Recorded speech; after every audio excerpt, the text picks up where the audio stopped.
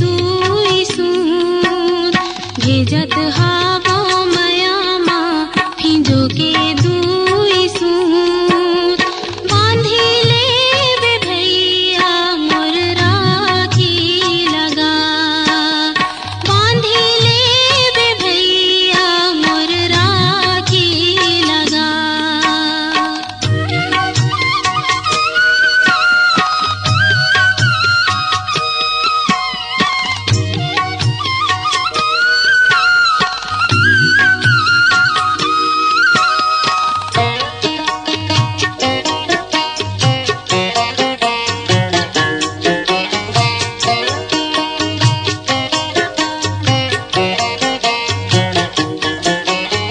दूरी हा गजब होगे मई के अंगना दूरी हा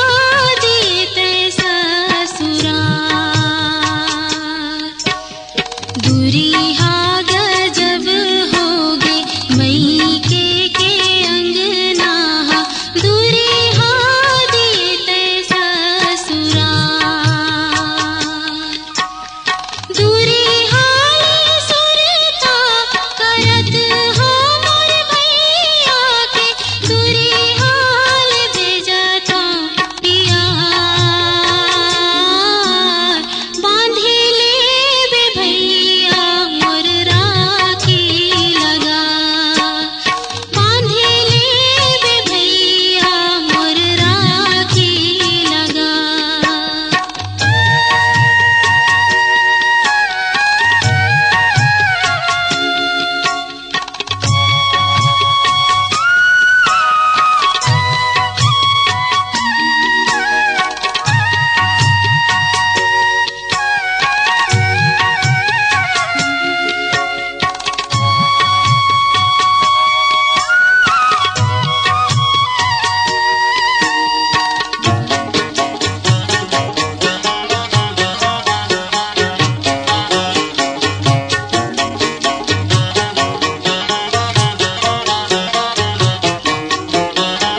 रही रही आवत हावे मई के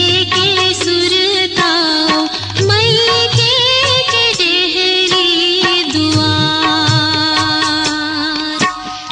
रही रही आवत हावे मई के सुरताओ मई के डेहरी दुआर कब आवे भैया लेवाए बरमोला के कब आहे तीजा तिहार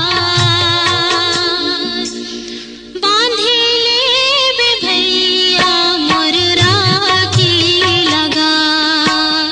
बांधी लेवे भैया मोर राखी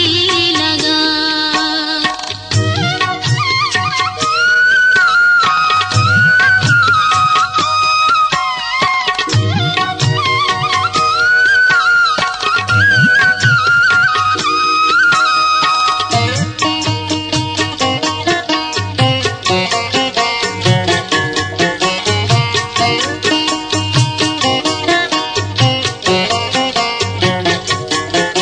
राखी के बंधना है माया के